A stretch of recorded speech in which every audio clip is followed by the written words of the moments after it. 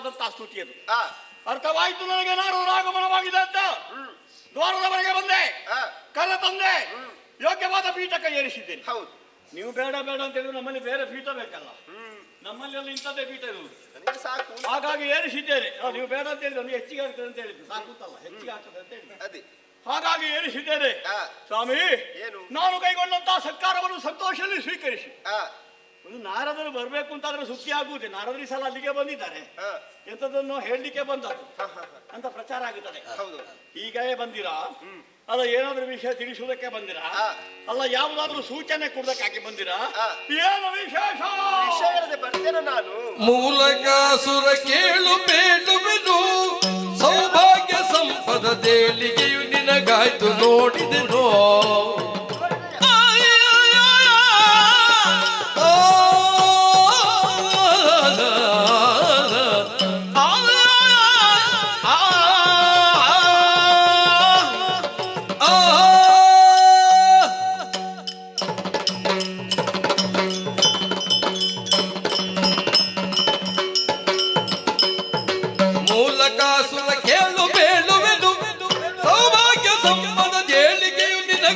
ನೋಡಿದೆನೋ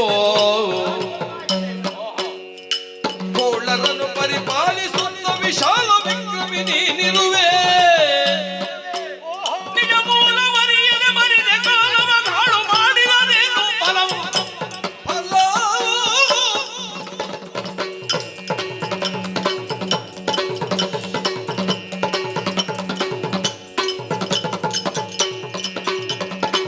ಕೋಳರನ್ನು ಪಾಲಿಸುತ್ತ ವಿಶಾಲ ವಿಕ್ರಮಿ ನೀನಿರುವೆ ನಿಜ. ಮೂಲಕಾಸುರ ಕೇಳು ಬೇಳುವೆನೋ. ಓ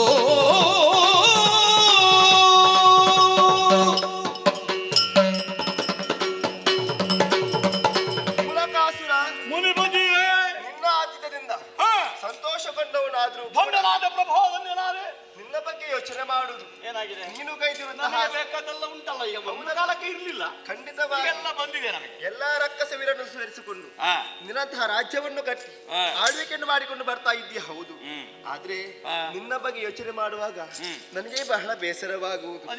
ಖಂಡಿತವಾಗಿ ಬಂದವರನ್ನೆಲ್ಲ ಪೂರೈತಾ ಇದ್ದೇನೆ, ರಕ್ಷಣೆ ನೀಡುತ್ತೇನೆ, ಅವರಿಗೊಂದು ಆಶ್ರಯ ಕೊಟ್ಟರೆ ನಗು ಬರುವುದು ಯಾಕೆ? ಹಾಗಲ್ಲ, ನಿನ್ನ ಹಿನ್ನೆಲೆಯ ಬಗ್ಗೆ ನೀನು ಎಷ್ಟು ಅರಿತಿದ್ದಿ ಎನ್ನುವ ಹಾಗೆ ನಾನು ಯೋಚನೆ ಮಾಡುವುದು. ಹಿನ್ನೆಲೆ ಬಗ್ಗೆ ಕೇಳಿ ಕೇಳಿ ಸಾಕಾಯ್ತು. ಹೌದಾ? ಸರಿಯಾದ ಉತ್ತರ ಕೊಡುವವರೇ ಇಲ್ಲ, ಇನ್ನು ಬೇಡ ಅಂತ ಬಿಟ್ಟೆ ನಾನು ಸರಿಯಾಗಿ ಅರ್ಥವಿಸಿಕೊಂಡಿದ್ದೇನೆ. ಆದ್ರೆ ನಿನ್ಗೆ ಈ ರೀತಿಯ ಮೋಸ ಆಗಬಾರ್ದಿತ್ತು. ವನದೇವಿ ನನ್ನ ಅಪ್ಪ ಅಮ್ಮ ಎಲ್ಲ ಉಳಿ. ಯಾರು ಹೇಳಿದ್ದು? ಮತ್ತೆ ವನದೇವಿ ಸಾಕಿದಲ್ವ? ಅಲ್ಲವೇ ಅಲ್ಲ, ನೀನ್ ಯಾರ ಬಗ್ಗೆ ನಿನಗೆ ಅರಿತಿದ್ದೀಯಾ? ನೀನು ಲಂಕೆಯಲ್ಲಿರಬೇಕಾದವ. ಲಂಕೆ? ಅದೆಲ್ಲಿರುವುದು ಲಂಕೆ? ಸುವರ್ಣ ಲಂಕೆ, ದಕ್ಷಿಣ ಸಮುದ್ರದಲ್ಲಿ. ಹೌದು, ತ್ರಿಕೂಟಾಚಲ ದಶಕಂಠರಾವನ. ಅವೆಲ್ಲ ಅಳಿದನಲ್ಲ, ಇಲ್ಲಲ್ಲ. ಹೌದಪ್ಪ, ಅವರ ಮಗ ನೀನು. ನೀನು ಮಗ.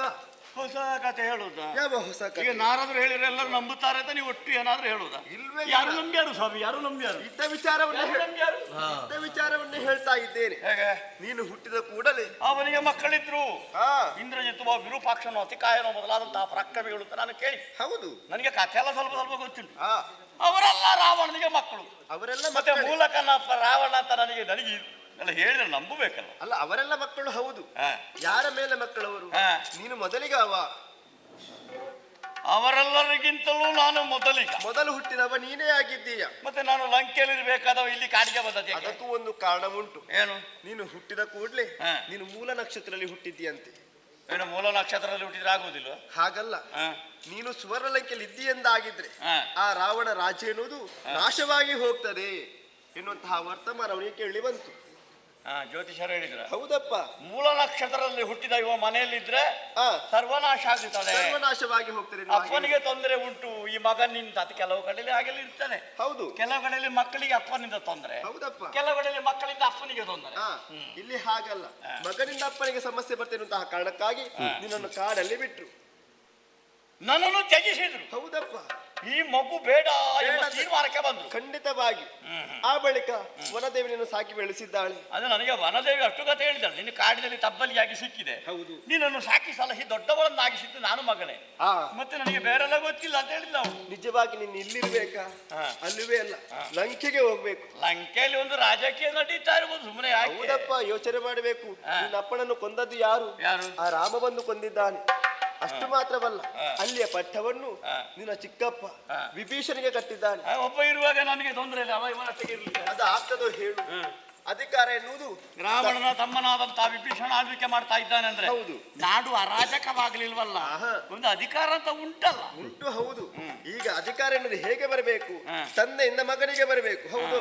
ಈಗ ನಿನ್ನ ತಂದೆ ರಾವಣೇಶ್ವರ, ಅವನು ಅಳಿದಂತಹ ಬಳಿಕ ಯಾರಿಗೆ ಬರಬೇಕಾಗಿರುವುದು? ನಿನಗೆ ಸೇರಬೇಕಾಗಿರುವುದು. ಹಕ್ಕಿನ ಅಧಿಕಾರವನ್ನು ಬಿಟ್ಟು ಇಲ್ಲಿದ್ದೀಯಲ್ಲ, ಇದು ಸರಿಯೋ ಅಂತ ನಾನು ಕೇಳುದು. ಈಗ ಹಾಗಾದ್ರೆ ನೀವು ಅಲ್ಲಿಗೆ ಹೋಗಬೇಕು, ಹೋಗಿ ಅಲ್ಲಿ ಅಧಿಕಾರ ನೀನು ಪಡೆದುಕೊಳ್ಳಬೇಕೆನ್ನುವ ಹಾಗೆ ನನ್ನ ಆಶಯ. ಅವ ಕೊಡದಿದ್ರೆ ಹಕ್ಕಿನಿಂದ ಕೇಳಬೇಕು. ಅಲ್ಲ, ಕೊಡದಿದ್ರೆ ಕೇಳಿದ ಮೇಲೆ ಕೊಡದಿದ್ರೆ ನಾನು ಬಾರಿಸಬೇಕು ಅಷ್ಟೇ. ಯುದ್ಧವೇ ಮಾಡಬೇಕು. ರಣರಂಗದಲ್ಲಿ ಸೋಲಿಸಿ ನಾನು ಆ ಪೀಠವನ್ನು ಏರಬೇಕು.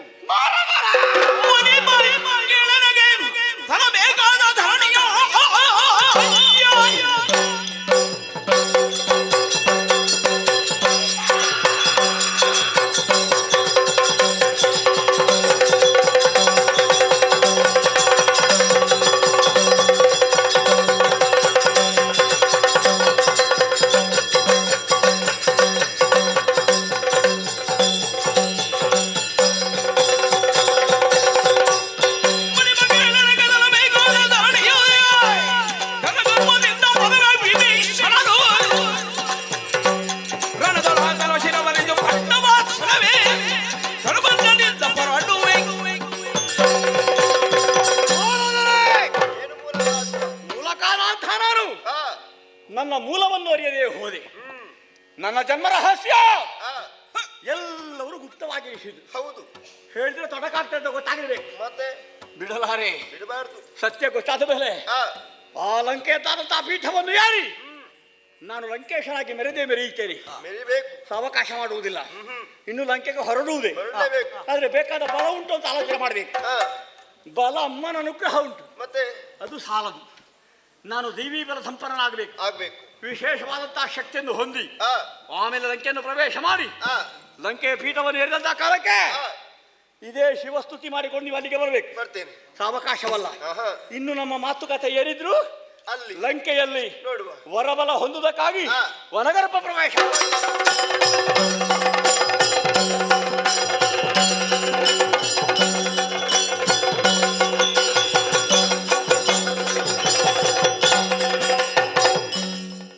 ವನವನ್ನು ಪ್ರವೇಶ ಮಾಡಿದ್ದೇನೆ ವಿಶೇಷವಾದಂತಹ ಸಿದ್ಧತೆಗಳೊಂದಿಗೆ. ಮಹಾತಾಯಿ ಬೇರೆ ಬೇರೆ ಬೇರೆ ಬೇರೆ ರೂಪಗಳಲ್ಲಿ ಕಾಣಿಸಿಕೊಳ್ಳುವುದು. ಸಿದ್ಧಿದಾಯಿನಿ ಎಂಬಂತಹ ದೇವಿಯನ್ನು ಆರಾಧಿಸಬೇಕು ತೊಡಗಿದ್ದೇನೆ. ಯಾಕಂದ್ರೆ ನನಗೆ ಕಾರ್ಯ ಸಿದ್ಧಿ ಆಗಬೇಕು, ನನಗೆ ವರ ಸಿದ್ಧಿ ಆಗಬೇಕು. ಅದಕ್ಕಾಗಿರುವಂತಹ ಮಾರ್ಗ ಅದುವೇ.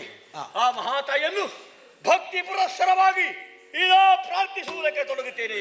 ಜಯ ಜಯ ಸಿದ್ಧಿದಾಯಿನಿ ಜಗದೇ ಜಯ ಜಯ ಧೂಪದಯ ಭಯಂಕರಿ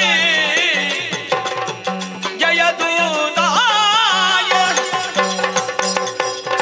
ಜಯ ಸಿದ್ಧಿದಾಯಿನಿಯೇ, ನಿನ್ನನ್ನು ಭಕ್ತಿಯಿಂದ ಪ್ರಾರ್ಥಿಸುವುದಕ್ಕೆ ತೊಡಗಿದ್ದೇನಮ್ಮ. ಆದಷ್ಟು ಬೇಗನೆ ಬೈದೋರಿ ನನ್ನ ಕಾಮಿತಗಳನ್ನು ಈಡೇರಿಸಿ ಹಾಗೆ ಈಗ ಪ್ರಾರ್ಥಿಸುತ್ತಾ ಇದ್ದೇನೆ. ಜಯ ಜಯ ಜಯ ಜಯ.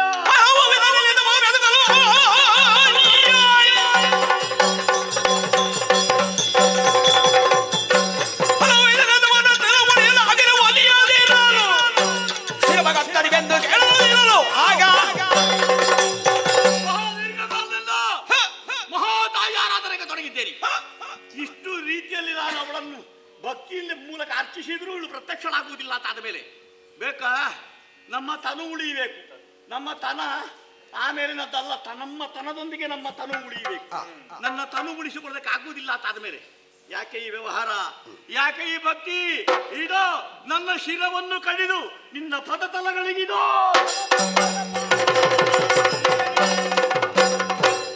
ಮೆಚ್ಚಿದೆ ತವ ದೃಢ ಮನಸ್ಸಿನ ತಪಕೆ, ಮೆಚ್ಚಿದೆ ತವ ದೃಢ ಮನಸ್ಸಿನ ತಪಕೆ, ಬಿಡುತ್ತಿದ್ದ ನುಡಿ ಮನ ಜಯ ಸಲ್ಲಿಸು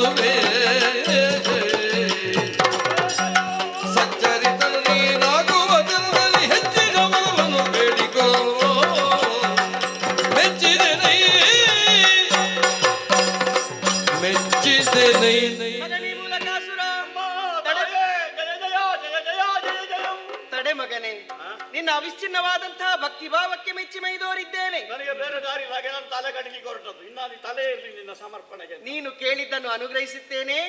ಏನು ಬೇಕು ಕೇಳಿಕೋ ಕಂದ. ಜಗದಿ ಮಾತೃ ಗರ್ಭದಿಂದ ಒಗದ ಜೀವಿಗಳು ಸಾವು ಸಿಗದ ತೆರದೋಳಂದು ವರವದ ಕುಣಿದಿಗಳು ದುರದಿ ಕಳಿವ ಬಲುವಿಯಿಂದ ತಿರುಗಿ ನೋಡ ದ್ವಿಗುಣಗೊಂಡು ಈ ತರದೋಳಮ್ಮ ಜೊತಾದಿ ಅರುವುದಯವ ಜಗದಿ ಮಾತೃ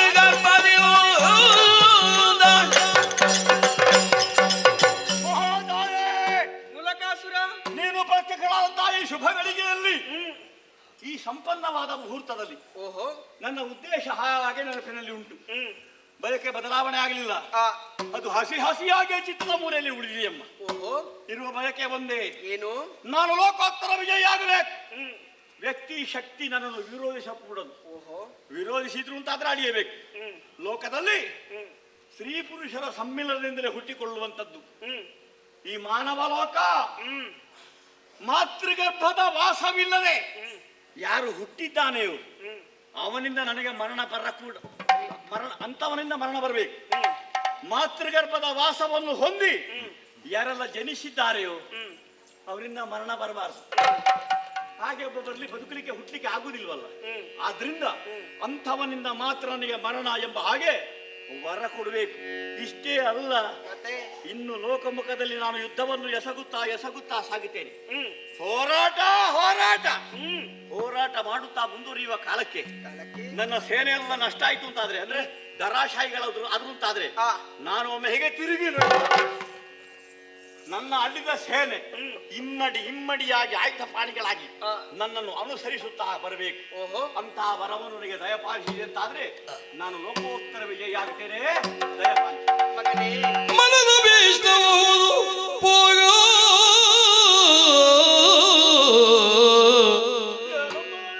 ಮನದ ಭೀಷ್ಟಬಹುದು ಪೋಗು ಘನತೆಯಿಂದ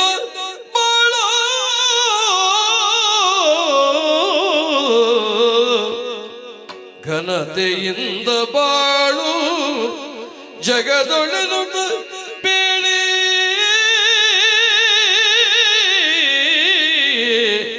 ಶ್ರೀದೇವಿ.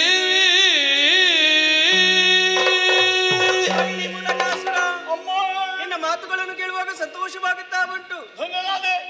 ನಿನಗೆ ಅನುಗ್ರಹ ಮಾಡುವುದಕ್ಕೆ ಎನ್ನುವುದಕ್ಕೋಸ್ಕರವಾಗಿ ದರೆಗಿಳಿದು ಬಂದವಳಿದ್ದೇನೆ. ಹಾಗಾಗಿ ನೀನು ಕೇಳಿದಂತಹ ವರವನ್ನು ನಿನಗೆ ಅನುಗ್ರಹಿಸಿದ್ದೇನೆ. ನಿನಗೆ ಶುಭವಾಗಲಿ ಕಂದ.